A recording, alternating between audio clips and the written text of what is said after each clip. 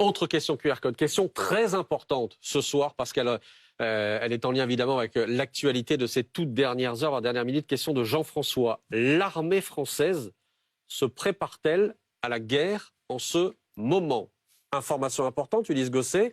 La France, ce soir, annonce qu'elle va renforcer sa présence militaire en Europe de l'Est, notamment en envoyant des chars Leclerc. Elle renforce sa défense, sa présence et sa défense. Parce qu'effectivement, on ne peut pas écarter l'idée que le conflit ukrainien déborde des frontières et qu'il arrive jusqu'en Pologne, en Roumanie ou ailleurs.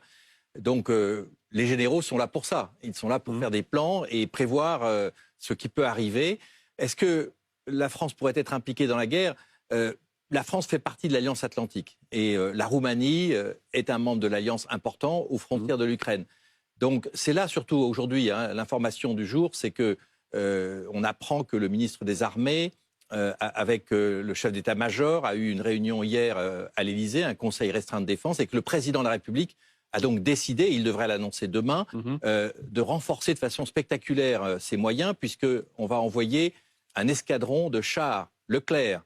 C'est un petit peu la pépite de l'armée française en matière de tanks.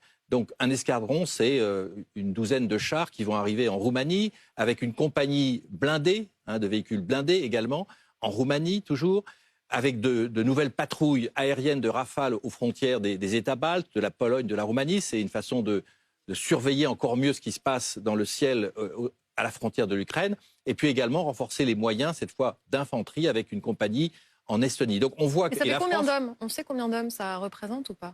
La compagnie, c'est environ 150 hommes. Mais il faut rappeler qu'il y a déjà plus de 800 hommes qui sont Et il y a deux compagnies, donc en fait on est autour de 300-400... Non, il y a la compagnie sur ce qu'on appelle les véhicules blindés de combat d'infanterie. C'est une compagnie d'infanterie sur véhicules blindés en réalité, qui est engagée en Roumanie avec l'escadron de Charles Leclerc. Et à la question, est-ce que la France se prépare à la guerre? Il faut rappeler que le chef d'état-major actuel a été l'un des premiers à parler de ce qu'on appelle un conflit de haute intensité, c'est-à-dire une véritable guerre. Et c'était avant la guerre en Ukraine.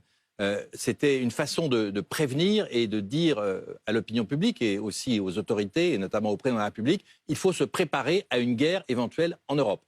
Il a sonné, si j'ose dire, le signal d'alarme, et il avait raison. Et aujourd'hui, clairement, mais Michel Goya le dira mieux que moi, l'état-major a pour mission d'envisager tous les scénarios, y compris celui d'une guerre en Europe et y compris celui d'une frappe nucléaire qui viserait éventuellement l'Ukraine si un jour Poutine décidait d'utiliser ce moyen.